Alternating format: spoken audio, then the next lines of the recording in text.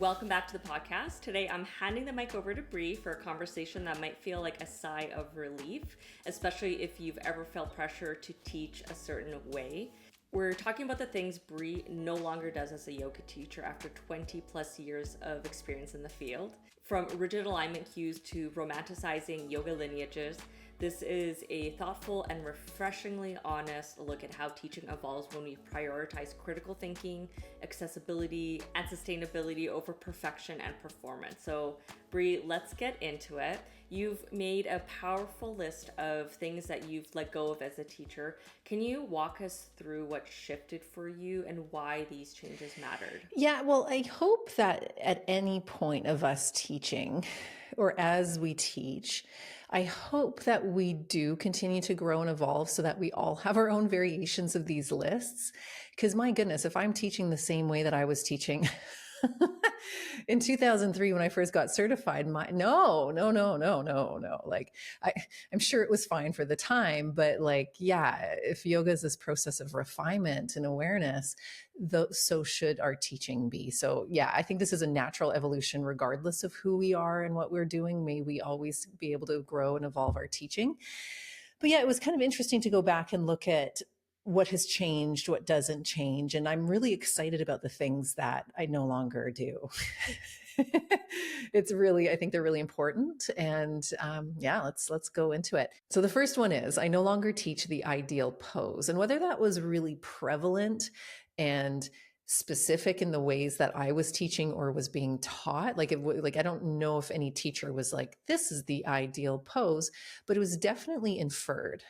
Right. I think it's inferred through the Yoga Journal magazine back in the day, pre-social media. It was inferred in all the workshops that we did where we were all gathered around the one person who was super flexible, and we'd all clap at the end of that workshop or the demo because they were able to do the ideal version of the pose. So it was definitely part of the yoga zeitgeist, and maybe in some contexts and parts of the world and areas and communities that still exist today, even though I feel like I'm in my own little bubble and I don't see that as much.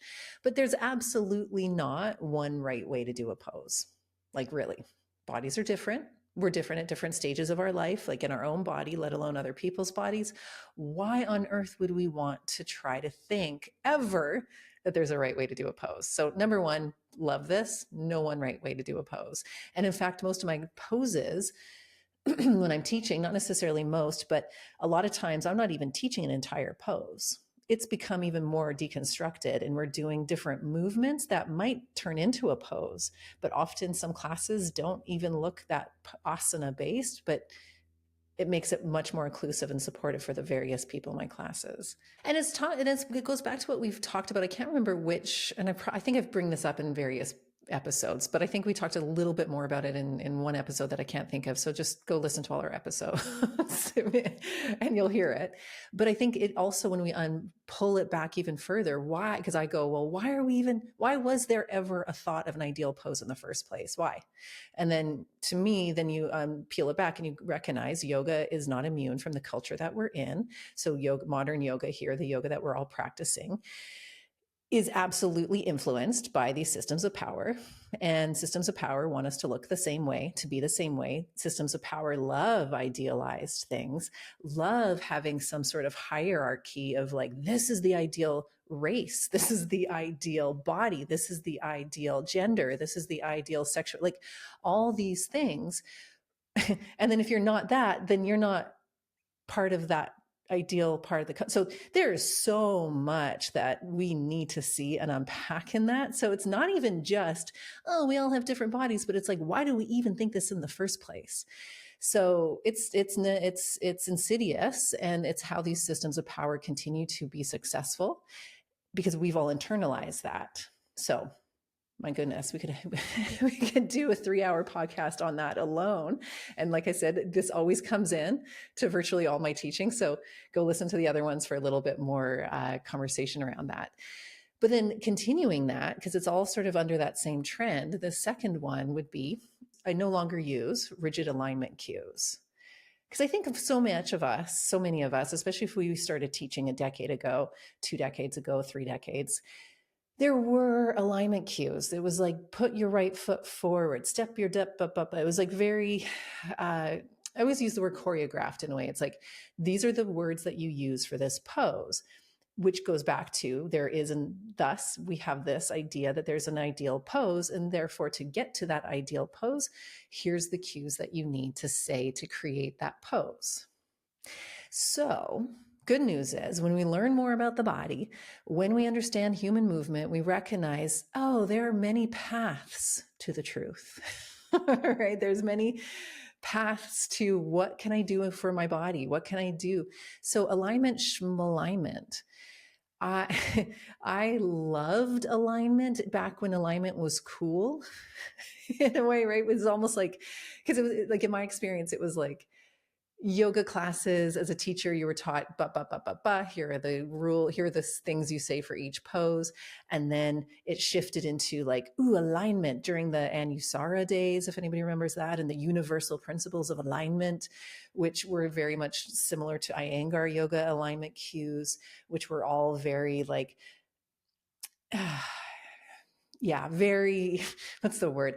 Just directive, again, performance based in a way, like putting us all into that. So, anyways, so alignment, schmalignment, there are ways that we can align our body that are more supportive biomechanically, but I don't use those as rules either. I use that as a gateway and a starting point or a foundation without it being rigid. In the last couple of years have been seeing a lot of, or even just around like in the workout industry with things like squats, and based on people's femur lengths and things like that, a squat could look so different. So of course, if yeah, so it's like people are like, you have to squat this certain way, your knee has to be here, you have to blah blah blah, and then you realize no, like based on the length of your, literally your bones, it's gonna look different. And I remember years ago, the first time I was taking a class, and a teacher was like, it was a deep lunge, and she's like, okay, and bring your knee towards your toes past your ankle. And I thought, oh my God, I thought we're not supposed to do that, you know? And she's like, it's going to feel so good in the calf, probably, whatever. And I do it all the time now as a calf stretch. But I remember years ago, it was like this big no to bring your knee forward of your ankle, because it was like stacked. Like you only stack it that way because it's considered dangerous to do it any other way. Oh my goodness. Yes. Okay. So I think maybe what I'm recognizing as we go through this, Ula, is that we should be doing a podcast episode to debunk for every single one of these. Because in my head, as I'm about to reply to you, I'm like, well, because it's just like a can of beautiful worms to try to unpack and go, well, exactly. Because it's not wrong to say stack the knee, because in some, like a lot of cases, sure, it is.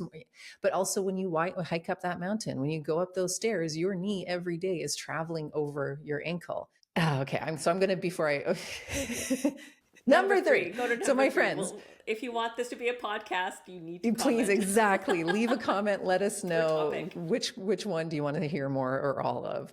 Okay, so that's number three. We no longer push people deeper. Oh wait, we're still only in two. Okay, gotcha. Wait. Yeah, so there we go. So we've and we're only at number two, my friends. Okay, so let's go to the next one, which is, again, very similar to the first two, which would be push people deeper into stretches. I no longer push people deeper into stretches. And that can be coined in lots of different ways. Is that a physical adjustment where we're like, yes, I'm going to press down on your back in a wide angled forward bend so you can go, quote, quote, deeper into this stretch?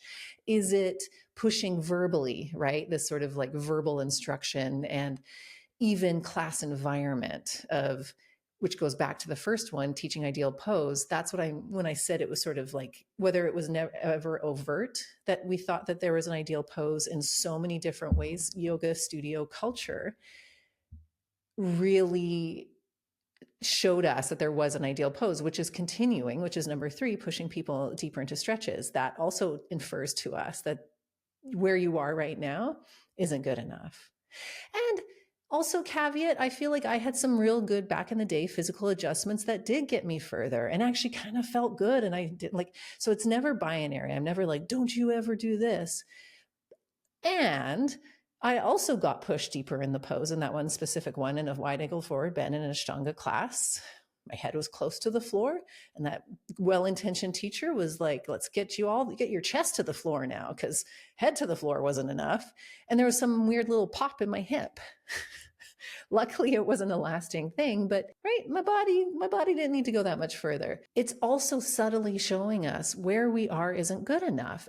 Who we are right now isn't good enough. There's always more to go. And yes, we're always growing and changing. But again, these systems of power, these systems of oppression that are always like excel, perfection, you're never good enough as you are.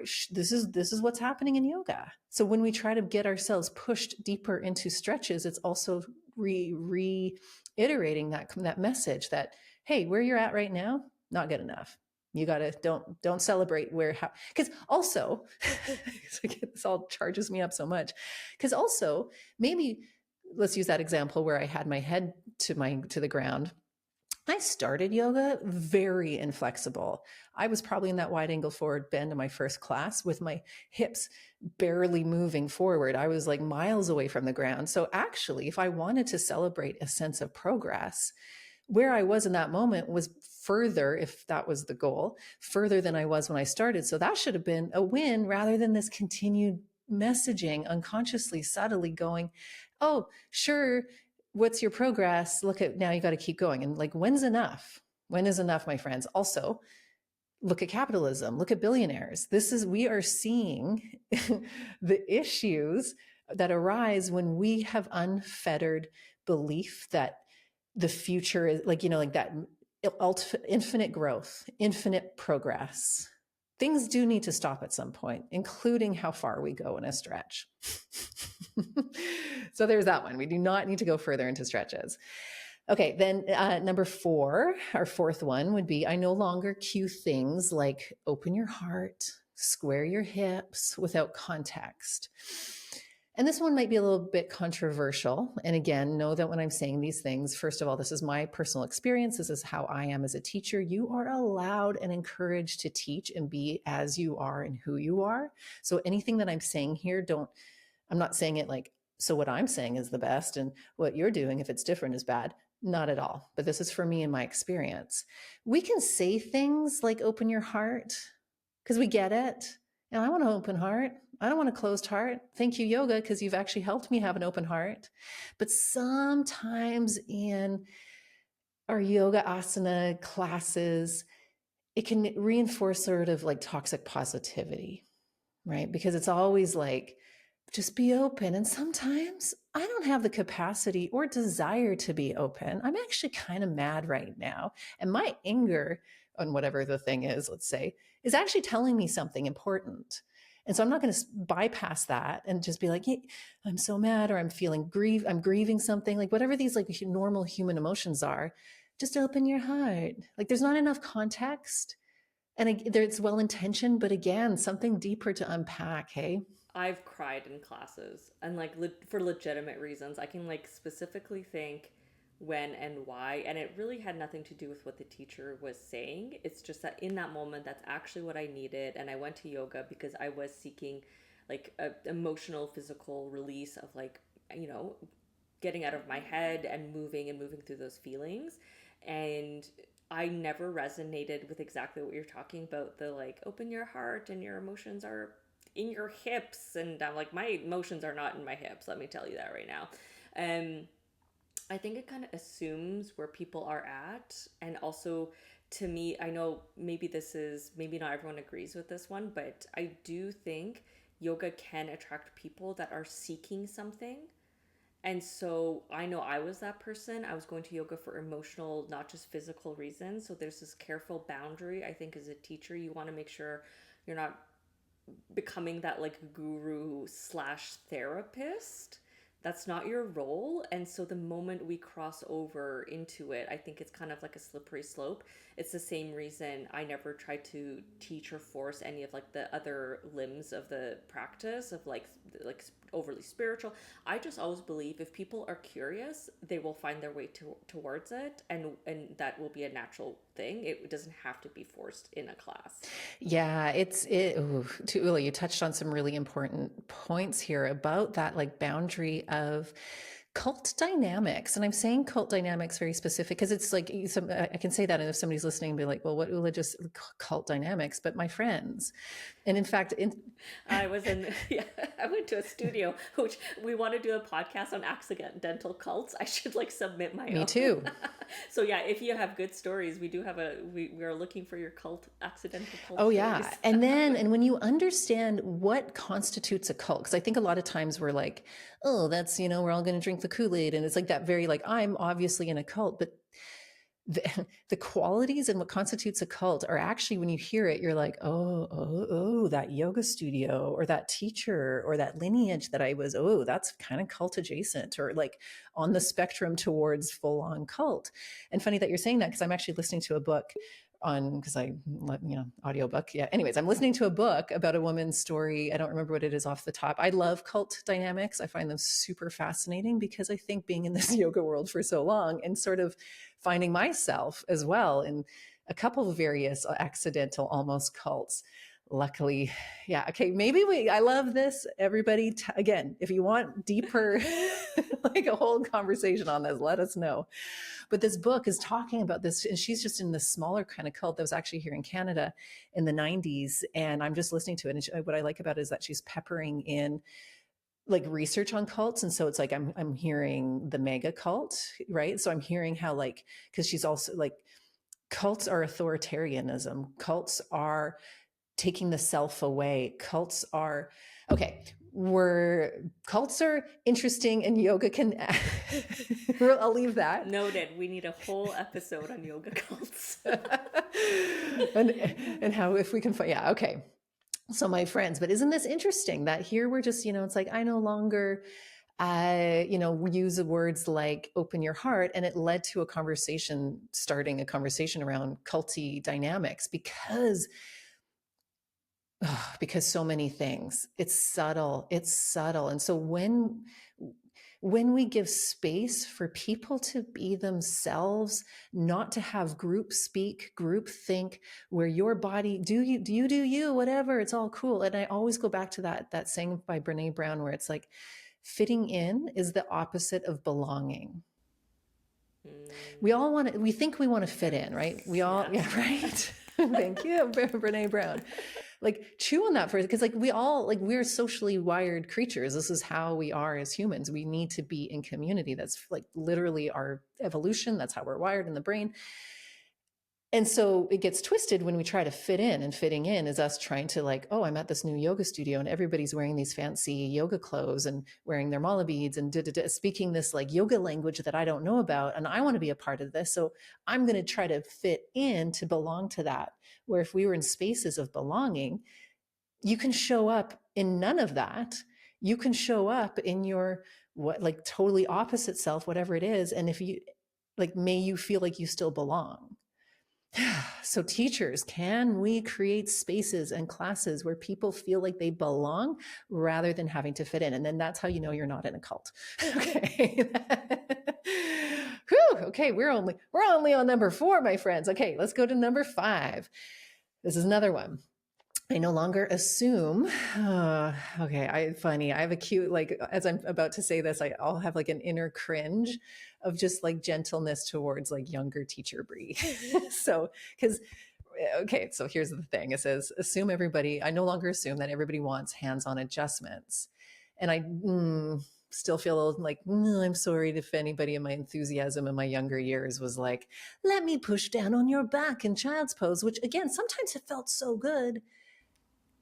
And other times, I love it. Right? And also, so again, that's another deeper conversation we could talk about, like adjustments. What are they? Why are they? How can we do them with consent? How can we do them with support? Because I never want to say don't ever touch people, but there's ways in which we can do that is fulfilling for each other, which again goes back into that culty dynamics, these power dynamics of, and the cultural unsaid assumption of, the teacher, the power dynamic is, I know your body better than you do. So I'm going to do a physical adjustment and push you into something. Or we're trying to find that ideal pose. And that, so again, notice how I no longer teach the ideal pose and how that is still showing up in each of the things that I've said so far. So this idealism, and that shows up in our adjustments.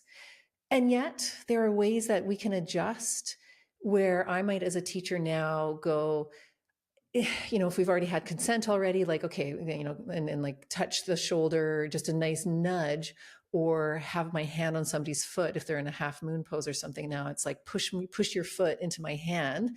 So I'm not like manipulating them, but I'm being there as someone who's like helping them find an action rather than adjusting them into something.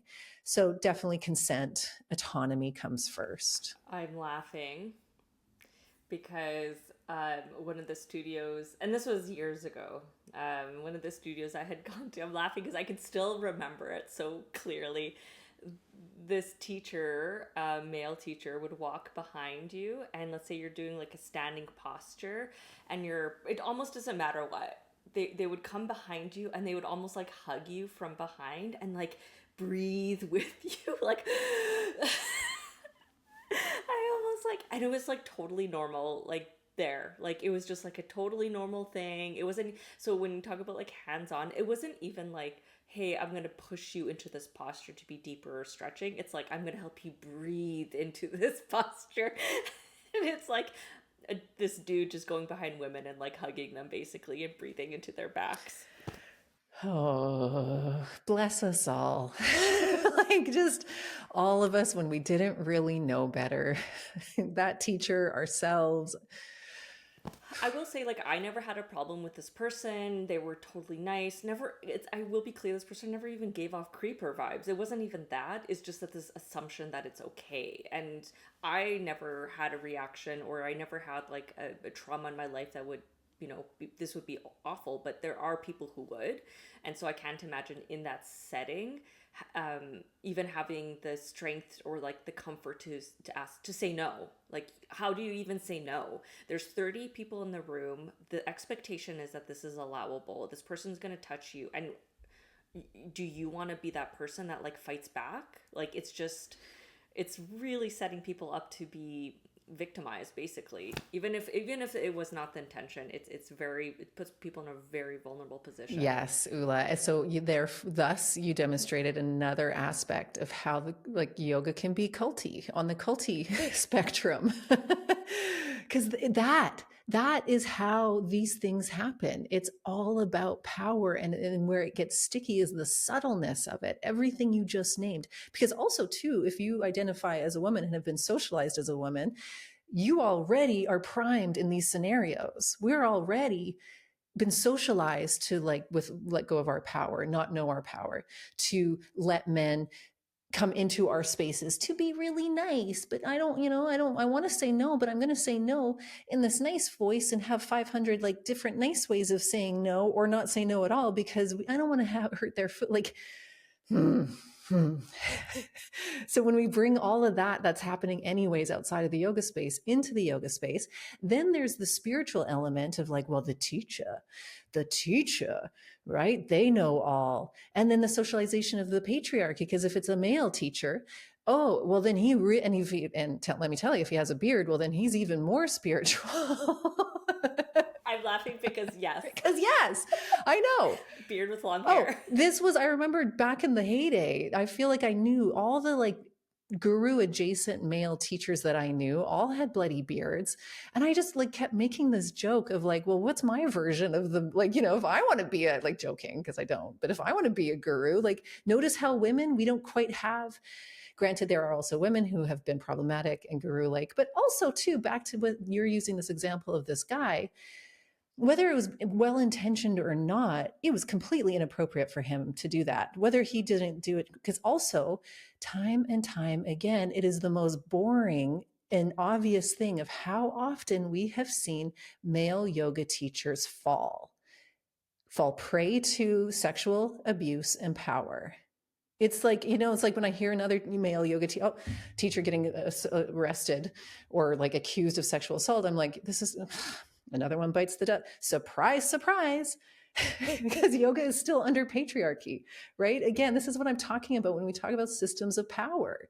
It is yoga classes, yoga here in the West is not immune to them. And those systems are showing up. And we can see that through the lens of the patriarchy and all the conditioning that we've already named. Whew, okay, I'm getting fired up on all of this. But it's good. Okay, so I'm gonna take a deep breath. So yes, these are some of the big reasons why I no longer do a hands-on adjustments, because it's power, man. Power in all its forms, and we have to wield it very mindfully. Okay, next one. I no longer teach the same sequence to every body, which is kind of an interesting one, because if you're hearing that and you're like, well, what are you doing in your classes? Like, I just created one sequence. And what do you mean? Huh? So what I mean by that is, yes, there's a sequence. And yes, especially as a newer teacher, or how your brain is wired as a teacher, because I recognize we're all different. For me, I'm more of an intuitive teacher. That's also 2 decades plus of like teaching a lot of yoga, like it's in my body, it's in my back pocket, so to speak. I can teach a fairly intuitive class where I'm not sitting pre each class planning it out at all. That's not me. That being said, that may be you, and you may be teaching for 2 decades and still plan out your classes. So all the ways are welcome, right? But as teachers, we have our sequence, and let that be that template, that jumping off point. But if I show up, and I don't know how many times I've gone into a class, and a lot of you teachers listening to this, I'm sure have had this same experience where you're like, okay, I'm so excited to teach this like amazing shoulder sequence that I, spent 3 hours working on. Woo, can't wait. And then you see the class, and the energy level is like, everybody looks tired. Or you start moving and you're like, oh, this isn't the sequence for this group today. What am I going to do? Am I going to still teach that sequence, or am I going to adapt to the people in front of me? And hopefully, as yoga teachers, as we get more clear and confident in our abilities to teach, to know the body, to know movement, then I hope we're able to start to be a little bit more responsive as teachers. So that's what I mean when I say teaching the same sequence to everybody. I'm not going to stick to that if it's not my pre-planned sequence, if it's not really what I'm seeing in front. Okay. Yay. That one was easy, my friends. We didn't have to get charged up too much on that. So let's continue onwards. The next one is, and we're number 7. I no longer romanticize yoga lineages without critique.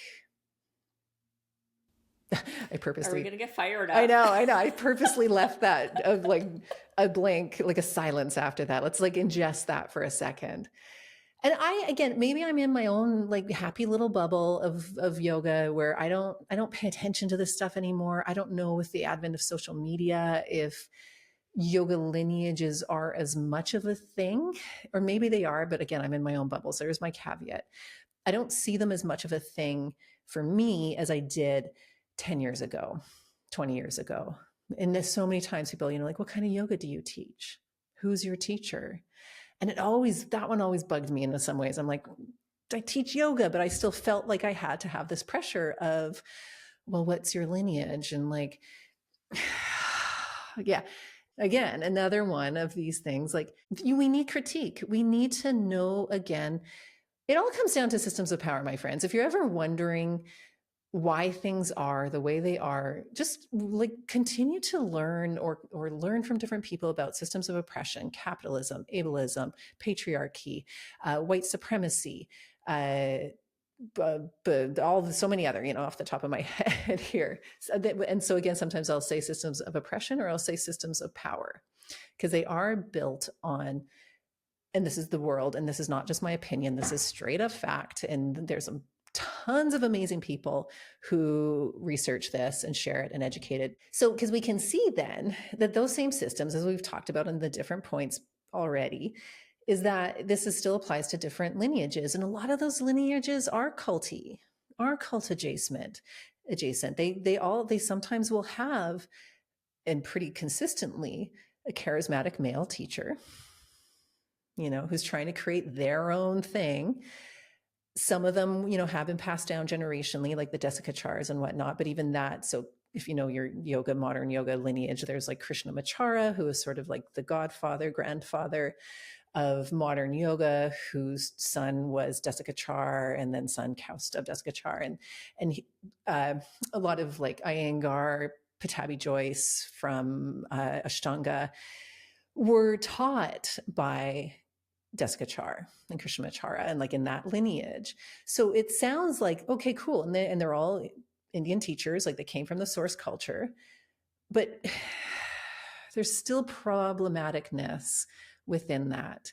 We want to romanticize this sort of perception of this spiritual practice that yoga is. Yoga's not, we all know it's not just physical asana, it's a spiritual wisdom tradition that's been around for thousands of years. And the yoga that these modern godfathers, grandfathers of yoga have brought to the West, Yogananda, like they're still part of this colonized tradition. They're still part of the patriarchy. They're still like these things that these systems of power exalt and lift up are brought into this practice. And so going back and doing our research and understanding a little bit more of the cultural conditions of the yoga that we know of now, to where it's come from and where it's kind of started it's big, and it's important to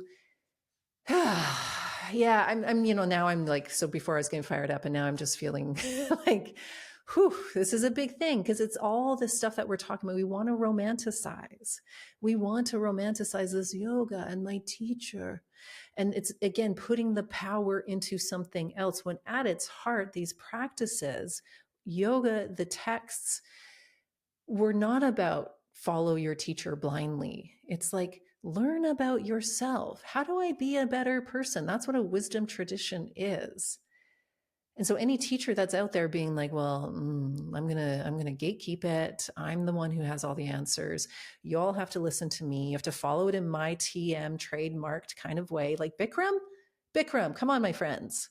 Go watch the Bikram documentary if you've never seen it. Like, if you really want to see yoga teacher gone bad, yoga lineage gone bad. I feel like you did a really good job kind of speaking about the past. What popped into my mind was like almost the most current, and I don't even know if I would call them like lineages, just because they're things that have popped up within the last like 10 years, let's say, right? Like the iterations of like different types of hot yoga or power flows, or like TM everything, and they are corporations and businesses, which is kind of like an interesting thing to think of when it's linked to yoga. And we're talking about yoga being a practice of knowing yourself, and it can be a spiritual practice for many people. And here we are in the West, like selling franchises, and you have to do a certain type of sequencing. You need to get training through their special schools, and I'm not saying that they're bad. I'm just saying it's good to kind of maybe dig around a little bit and be like, is this a good fit for me? Do I agree with what their practices are?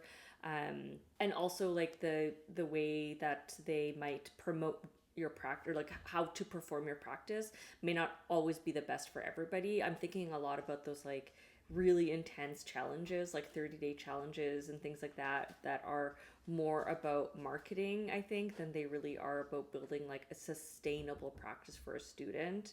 The like one time I got injured was because I did like a 30-day hot yoga challenge. It was because I was just overdoing it. I was in a hot room. I was pushing myself every day. I was repetitive. There wasn't enough variety. I wasn't supplementing with anything else. And sure enough, near like day 30, I like really hurt my back, and I literally would just go and lay on the mat in the hot room because I was like, well, at least I'll finish the challenge, but I'm not doing the yoga the last 3 days because my back is messed up. Well, I'd argue that you actually were doing the yoga. Yeah. In the end. I wasn't doing their sequence. Yeah. Because you were listening to yourself and did the thing that you needed to do. But yeah, all very good points, because let's bring it back to those systems of power, which, let's name that one, capitalism. So when we're trying to like, and my friends, like, we're living under capitalism here. We can't extricate ourselves from it. Here we are, it is what it is. And so for me as a business, because Heart and Bones is a business, I'd love all of you to come and be a member of the online studio, take our teacher trainings, of course. I'm not going to pretend that.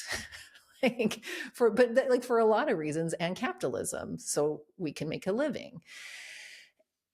But then it's when it's like, but then all the like, but so in my mind, it's like we can do capitalism differently. I want to, as a business, hopefully be able to, the best that I can, show that Heart and Bones is doing capitalism in a way that's still collective, that's still, yes, we're trying to make money because I want to have a house over my head and live, but doing it with these ethical awarenesses. And I think the ones that you've named of these like TM, trademarked, why are they doing that in the first place? Because capitalism, because they're being proprietary, they're being gatekeeping, they're being exclusive. Well, I'm going to TM the sequence of movements in the body. Well, what?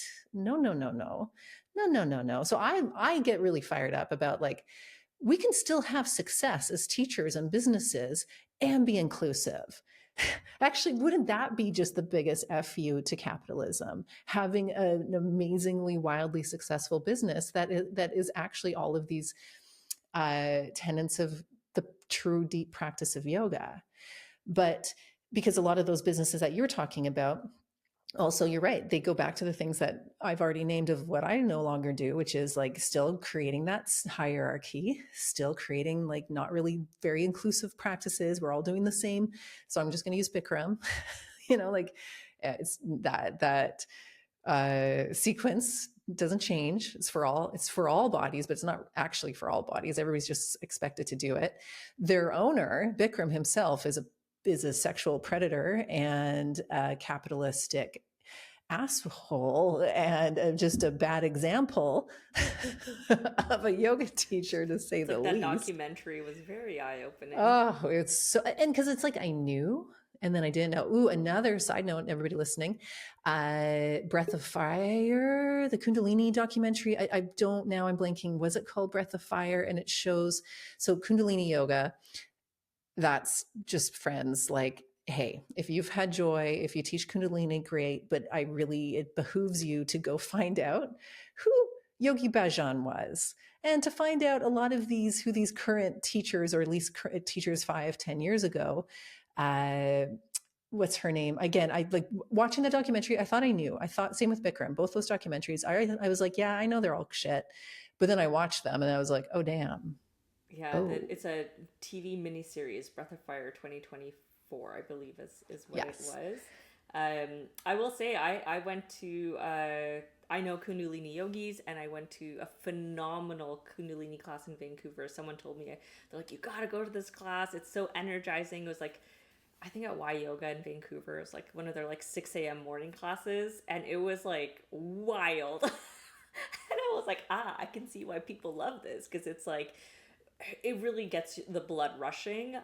We had to do like partner squats, like you're holding hands, and it was like I've never been to a class like that since. It was fascinating, but yeah, long term it wasn't for me. But I can see why people love it. Yeah, and that again, I think on our future cult dynamic podcast now, we can see, because it's never, this is how these things work. It's not like it's inherently bad, let's say. It's not like, yeah, you felt energized. I remember, because I also love mantra and chanting and singing. And so Kundalini yoga had that. And I remember living in a place that had a really amazing teacher. I couldn't really care less about the way they did the movements, but I went there for the like half hour of mantra. But this was led by a white woman in a turban. And I didn't have the knowledge at that time to really be able to name how problematic that was. Because again, so here's how it's fed. Like, in fact, a lot of times it's like, well, she must be, they might, like, she's wearing a turban. So it's like she has the spiritual accoutrements. Maybe that's the version of the beard, right? I don't know, that we we're talking about with like male yoga teachers. But it's appropriative of the Sikh culture. Like, it's like the Sikh religion. It's really not, it's layers of problematicness, but it's not to say that it's not, some of the things that they're teaching isn't wrong. And that's the seduction. And that's the tricky part. And that's the part where that critical thinking and continued education is so vitally important. And again, that's a yoga microcosm. Look at the broader political macrocosm that we're in, where we're heading towards fascism right now. And we think things like fascism are just going to all of a sudden happen, but it's like a slow descent into eroding and homogenizing us. So that, anyway, okay, there's my rant. My friends, But see how it's all connected. It's all like we can't just be like, I don't teach this because of that. It's like, because this is the systems of power and they're showing up in yoga. Okay, continuing on. Let's go to, let's see, where were we? Okay, so number 8, seeing flexibility as the end goal. I don't need to unpack this one more. I think we, like in our hypermobility podcast episode, we talk a lot about flexibility, hypermobility, stability, healthy functional movement. So go listen to that episode. Bottom line, I think it has the same roots. Why do we think we all need to be flexible? Yeah, like healthy range of motion in the joints are important, but ultimately we are how we are and we're all at different abilities in our bodies. So being flexible to a certain point is really not the end goal. Okay, so easy peasy that one. So number 9, I no longer think about being a good teacher as being selfless. And this is a really interesting one. And I think this is one that I highly recommend us all to continue to unpack on a lot of levels. Because again, I think there's that socialization, especially as a woman, if you identify as a woman, to think that, well, I'm going to be nice. And then this yoga, I'm going to be nice about it all. And I'm a good yoga teacher. But what's often happening with that well-intentioned space is that our boundaries are being pushed.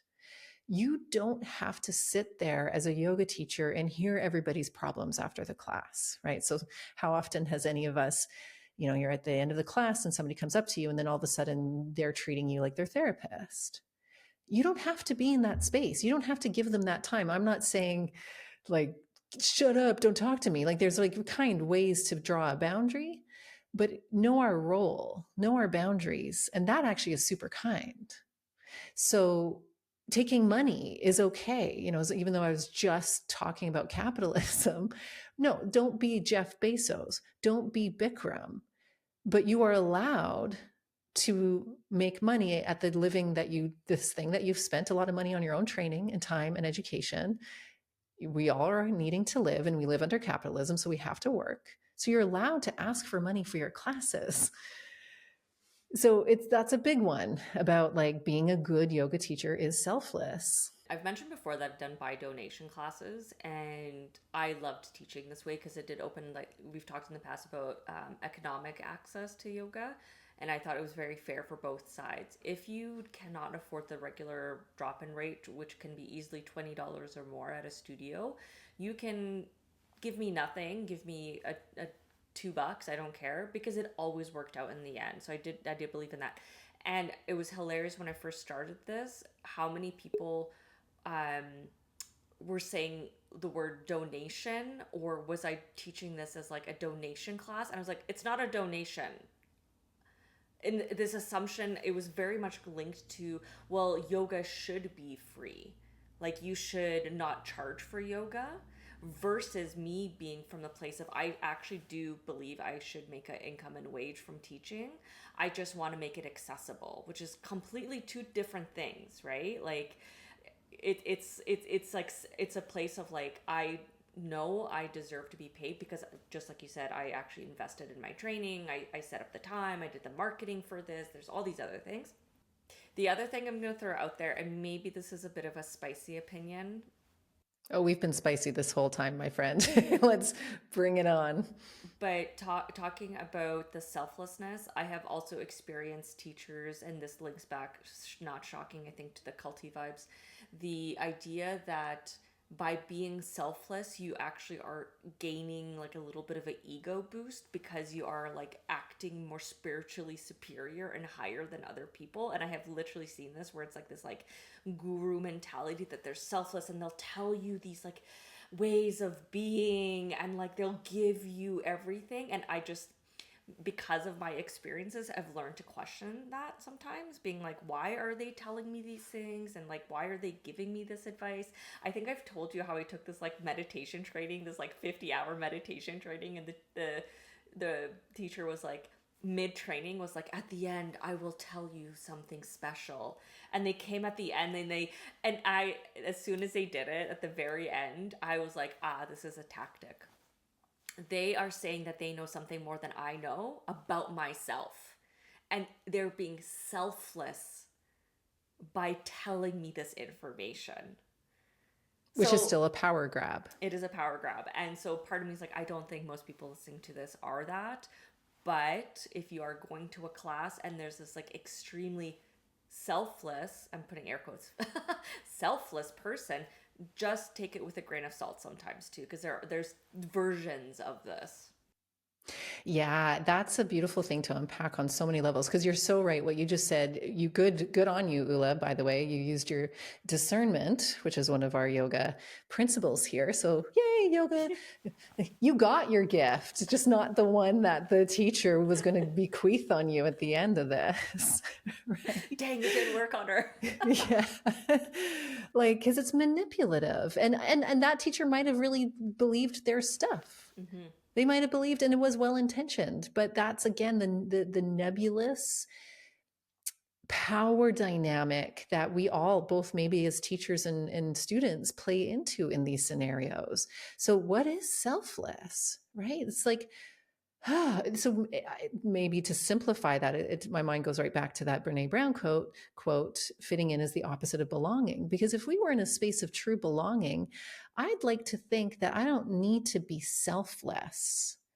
Myself is perfect as it is in this space where I get to be me fully and you get to be you fully and that other person gets to be them fully and it's all great. And we don't, and then, because that in of itself is a boundary.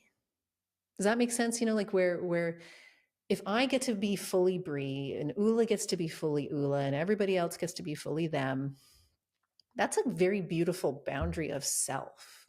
So I don't have to diminish parts of myself, selfless, right? Look at that word in of itself, selfless. I don't want less parts of myself. I've lived a whole lifetime of like adapting to other people's energies and shifting and like, oh, I got to make you more comfortable or, oh, I got to shine a little less bright because I can tell you're not liking that or whatever the thing is. So that's being selfless in a really unsustainable, unboundaried way, but subtle. So I love this image of us all being self-full. And then I get to see Ula in her full self. And I'm like, and she's not adapting to make me comfortable. And like, yay, because that's a gift. What a freaking gift to be in that space where we can just be ourselves and you get to, like, so I think that's a beautiful thing to unpack. And if anybody's listening to this and you're kind of going, wait a second. Like, I hadn't thought about it that way. Like, yes. And therapy. That's for me. That was actually, I didn't learn this quite in yoga. This is like definitely a therapy thing, having a very wonderful person to work with and see these things in ourselves. And where am I being selfish? Where am I being selfless? And I think you made and something my therapist also said too, what you said, Ula, of how selfish is it to project our assumptions on somebody else in the name of, but I'm going to help you. I'm going to give you the spiritual secret in that context that you said. It's very selfish. A good teacher and this practice of yoga wants us to discover this on our own. This is in a space of growth and togetherness where we're in community still. So I'm not saying this is an isolated practice, but on our own, meaning self-full. Does that, yeah, anyways, I hope that sort of like, it gives us stuff to chew on of just like, what does it mean to be self-full? And as a teacher, what does it mean to show up in your class and have clear boundaries and still be kind and still be able to be like, okay, class over. Great to see you guys. Everybody, you walk away. You're not thinking about your class and all the things that you think you did wrong. Because there's being self-full, I think. Yeah, leaving that. And then that gives the people in their class more space to be self-full. Okay. Love that. Another one we could probably talk 5 hours more on, but let's continue. Okay. So being a good quote, quote teacher means being your fullest, beautifulest self.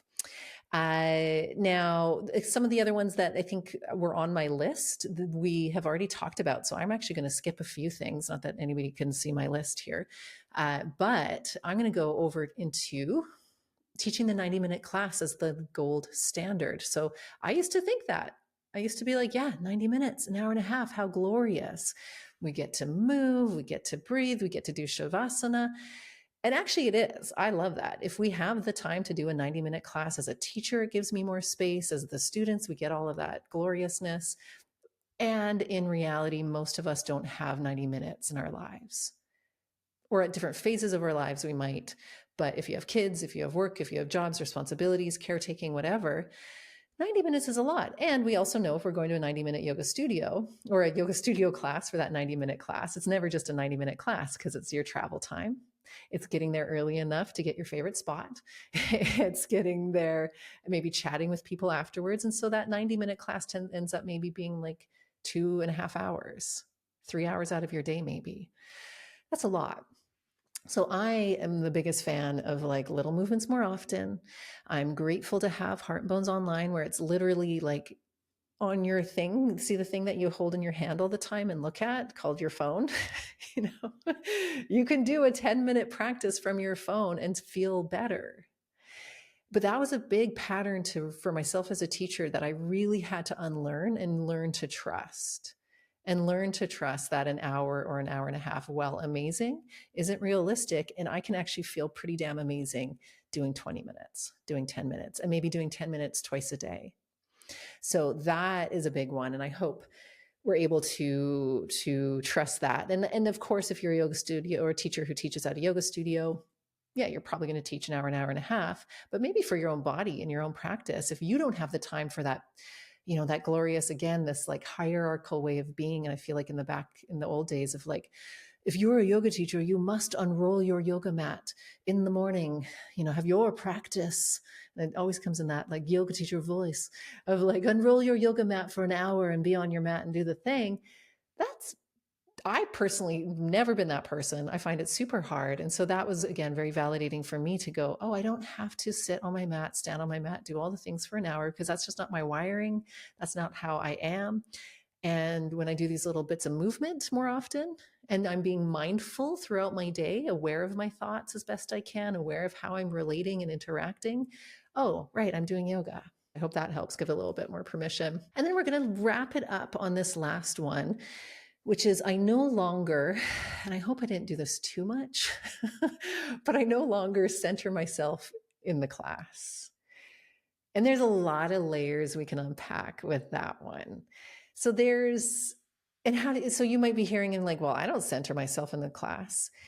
Guess what, my friends? I'm gonna push back a little bit if you are thinking that, because there's like the obvious ways of, yeah, you probably don't center yourself like telling stories about your life ahead of time as if everybody cares, or that's your, you know, that's not your stage. I'm sure most of us aren't using our yoga mat at the front of the class as our center stage to put on the Brea show or the Ula show, right? We're probably not doing that, but where we might center ourselves in the class is maybe after the class when you're at home and you're thinking, or you're walking and leaving the studio and your mind is like, oh my God, I can't believe I messed that side up. And oh, that person at the back of the room wasn't smiling. I don't think they like this class.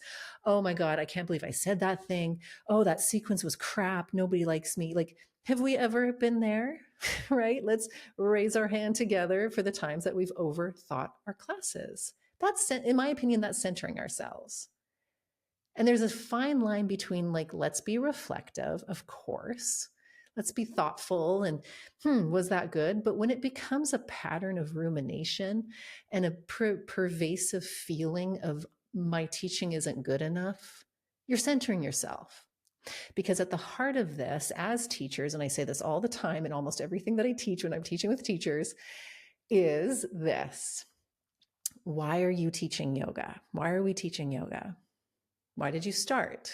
And most of the time, the answer is because it helped us feel good. And I want to teach yoga to help others feel good. And so this practice of yoga but then we start teaching and it becomes all about us. Well, they're going to think I'm an imposter. They're going to think I don't know enough. They're going to blah, blah, blah, blah, blah, all this stuff. And then we forget that, oh yeah, right, I'm doing this because I'm teaching yoga and I love yoga and it can help people. So when we decenter our egos and our minds in it, which is normal. We're human, we care. I think we center ourselves in that way because we also care. And I love that. Of course we care. I love that we're thinking so much about it because you actually care. Am I doing a good job? But there's a fine line and a refinement that comes with maturity, practice, and wisdom, where you can still be critical about yourself and your teaching, but with kindness and love in a short amount of time. Right? You can maybe have a moment where you look back and you're like, oh man, I totally missed that one side. We didn't even finish. Shoot. Oh God, I can't believe I did that. Haha. Well, oh well, it's over now. What can I do? Right. And then like that's maturing and that's decentering yourself. I hope that helps in terms of like, yes, so we can talk, obviously most of us listening to this are not those teachers who are like, look at me in my one-armed handstand at the front of the class, or me doing my monologue about my life that I shouldn't be, that nobody cares about. That's, we got that. But the inner stuff, those deeper things, can we decenter ourselves in that way? Ula, I can see you've got so much that you want to share. I want to hear you. No, I'm not gonna add too much onto this. If funny enough, what was popping into my head was when I used to be in the service industry. I know this may be like, what is this kind of? But I remember one of the managers I had back in the day in a restaurant, when something would go wrong, they would literally say like, "Guys, we're selling chicken fingers and fries. Is it that deep? Is it that serious? Like, get out of your own head about these things and different jobs." It's just funny. It's like, I think different roles, different things that we do in our life, often this is like an issue of centering ourselves. We live in this like bubble of, I am the main character in this story. And, you know, when I used to work at Lululemon, another thing was like, if the store isn't on fire and there's cash in the till, it's okay, right? Like, unless the store is burning down, no one's dying. Like, this is fine. Like, we fold pans, guys. It's like not that deep. It's not that serious. And same thing with yoga. Like, is yoga serious? It can be, for sure. It's like a serious practice. It can be. You can teach. You know, you can learn a lot about yourself. There's community. There's all these things. But like messing up a cue, or like if you forgot the one side, or I was thinking of the times where, you know, as a new teacher, I would cram too much into a practice, right? You put out your sequence and I'm trying to cram 50 postures into a practice, and halfway through it, you're like, I'm just going to cut the second half because this is way too crazy. This will never fit into an hour, right? Like, there's these quote unquote mistakes we made, but honestly, most of the time, the people that you know, that are taking your class won't even notice those little things. And if you're not centering yourself, you kind of just have to like get over yourself and be like, was it what my students needed in that moment? Was I paying attention to them? And if I was, then I'm sure it was great. That's it. That's it. And I think also too, we don't understand. Well, so okay, systems of power I feel like we need showing a up jingle. again. Systems of power. I know. Yeah. Every time we're like, that's a brilliant The idea. horn. Like, but yeah, every time we name that, it's like systems of power. Yeah. I love, because how playful is that, right? Instead of this being like, oh God, this like world that we are in, it's like, actually, well, no, that's also like when we can be playful about it. It's we give it less power. When we name it and are playful about it, it has less power. But isn't that the systems of power that also force us? That's a perfectionism tendency, right? Like when we're centering our ability, like, oh shit, I did the thing wrong. I said that, like, look, I just swore on this podcast. Oh no, nobody's going to listen to it. Maybe, sure. But it's that perfectionist tendency that keeps us small, that keeps us in our main character syndrome, because it's like this default of negativity towards ourselves. And guess what happens? Two things. So when we are comfortable with making mistakes, because mistakes are absolutely going to happen in your class, out of your class, as a human, mistakes should actually be celebrated, in my opinion, as part of the learning process. If you make a mistake in your class and you're like kind of casual and funny about it, or however it is for you, guess what probably happens? Most people are going to see that and be like, whether they realize it consciously or not, they're going to feel a sigh of relief. Because when we talk about the power dynamics in a yoga class between teacher and student, we're, you know, and we talked a lot so far about the teachers having the power dynamic. As a student, many students are unconsciously or consciously coming into the class, putting you on a pedestal. You're the expert. Oh, you teach yoga. Oh, you must na na na. And then when they see their teacher mess up a left and right and kind of laugh it off in a comfortable, confident way, guess what? You just taught them yoga in that moment, because it's like, then that gives them that reflection and permission that they're allowed to mess up. Because that same perfectionist tendency is showing up in the to the students as well. So I'd argue, like, be, as I think professionally unprofessional, as we mentioned multiple different times in this podcast We need a t-shirt, series that we do. professionally or Yeah. yeah. Unprofessional, or another like jingle every time we say that, like systems of power, pew, pew, pew, and then like professionally unprofessional, that's us. Okay. And then, so I think I said only one thing, but I had said two things. And now I think our jingle distracted me from where my thought pattern was, which, look at that, professionally unprofessional, my friends. Regardless, having this ability to show up as yourself is the teaching. Letting go of the perfectionism is the teaching. Oh, that's what I was going to say. Yes.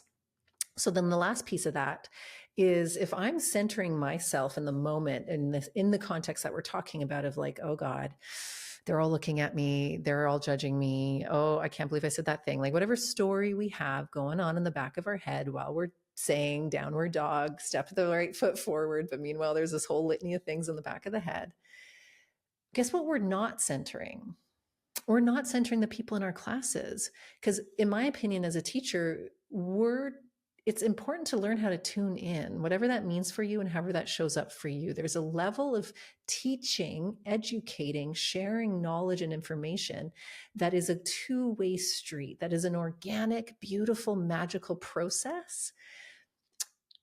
Alchemy, almost, if that's sort of a cheesy way to say it, but like, that happens when we're in a learning scenario. When I'm, as a teacher, space holder for the time that I'm in that space, tuning in and showing up for the process, the practice. This is why we call yoga practice.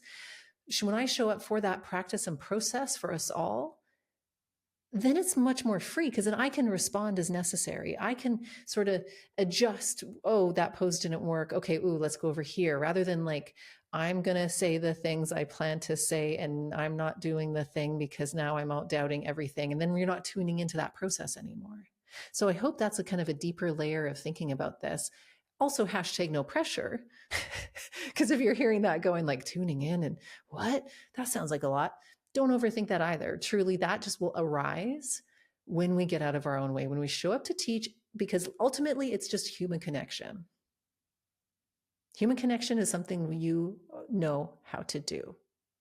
It is something you've known how to do since the first time you looked into the eyes of your caregiver.